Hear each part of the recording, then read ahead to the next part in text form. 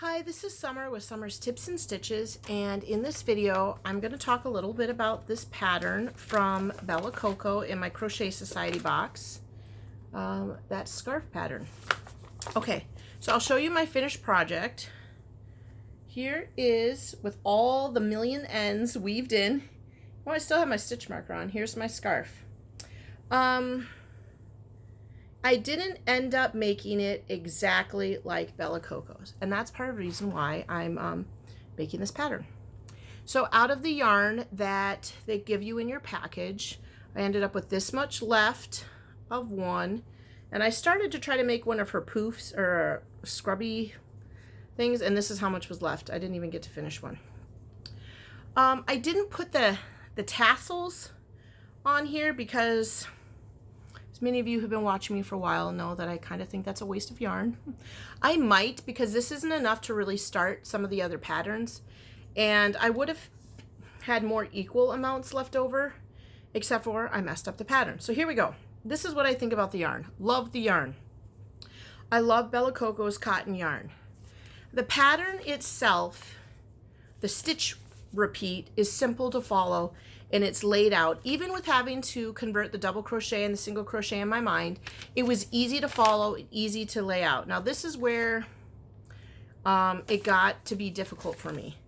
Down here, if I can show this, she has this little chart down here that explains, there you go, that explains how she wants you to repeat the stitch pattern, which is laid out rows 1 through 7, and then you do 11, 12, and 13, and then you repeat 1 through 7 a certain amount of times, and then you do 11, 12, and 13. And it got confusing to me, because what she has you do, if I can show you here, is one side you start with the pinky color, and you do like the light pinky color for that, and then you do the big chunk in here, and then that thin one is there. But on this side, it's the opposite. And then when you get here, if you look, this section here is smaller than that section. So here's a thinner one that it's like it's divided into half, and then here's a bigger one. And because, do you understand what I'm saying though? Like this row of stitches is like a 7-row repeat, and it's all peach. Whereas over here, she has you break it up into 2 separate. And as for someone like me who has a hard time with numbers, the chart was difficult to understand. Now, I probably could have done a better job if it had been laid out so I could follow. Okay, I got a light pink block here, a light pink block here, half pink, half dark pink here, dark pink block here, dark pink block here. It would have been easier for me to see it, whereas how she has it laid out here made no sense to me. And by the time I figured it out, I had to have someone help me too. I'd already cut and changed the yarn so many times, I didn't want to frog it out and start over and have to rejoin, you know what I mean? Because when you change from this to this, you have to cut this and then turn it here, and then so you have one strand here and one strand here when you turn to the pink. So it was kind of confusing. I think, and you know what, it's my bad, it's not Bella Coco's. I bet 50 to 70, maybe even 80% of you will read that chart and know exactly how to follow the directions. I think for me it would have been easier if I would have had it laid out in a picture, or I don't know what I'm trying to say.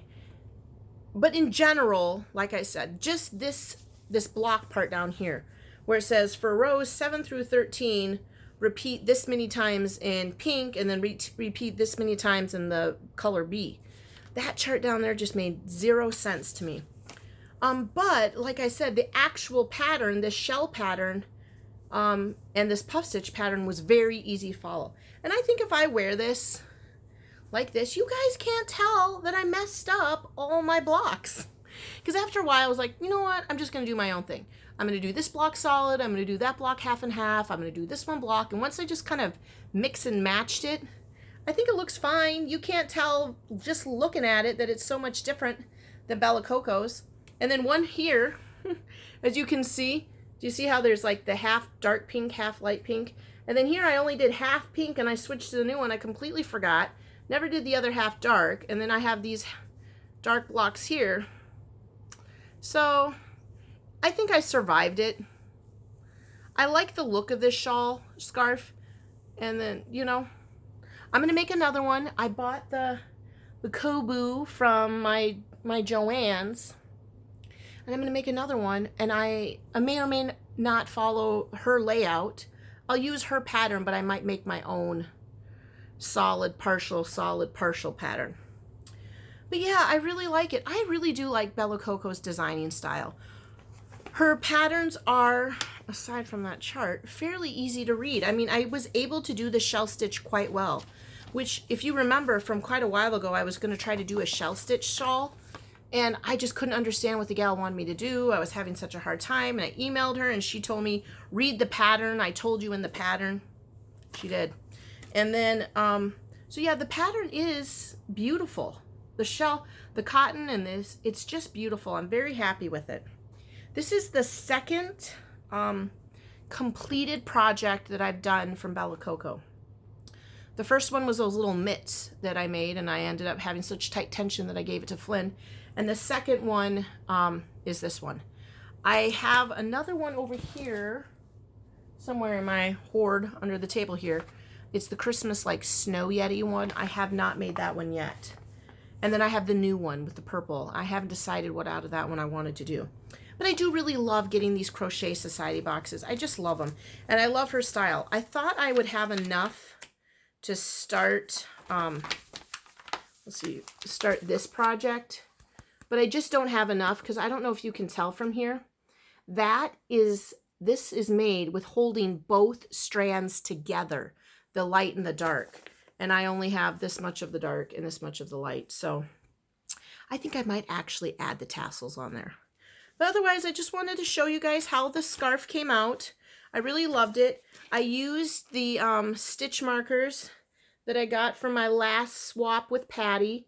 Look at how cute those little hearts are. Aren't they adorable? I have one there, and then I have one right there. They're super cute. I left them on there because I mean, I'll take them off and put them away, but they were so cute.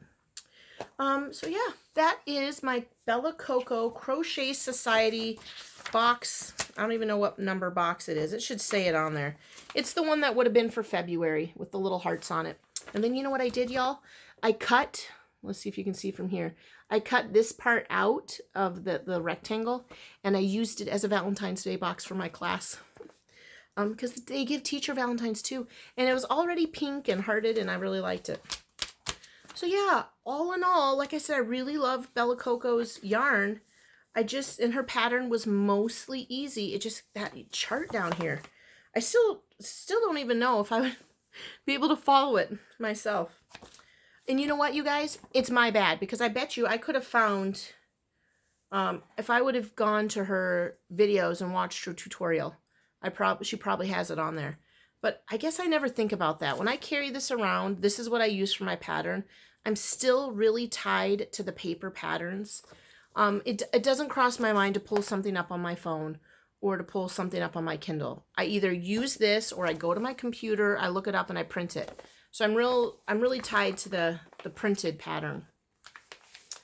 So yeah, that is it. I'm going to sum it up. It's an 8-minute video, but that's okay. I'm going to move on. I have other things to do today.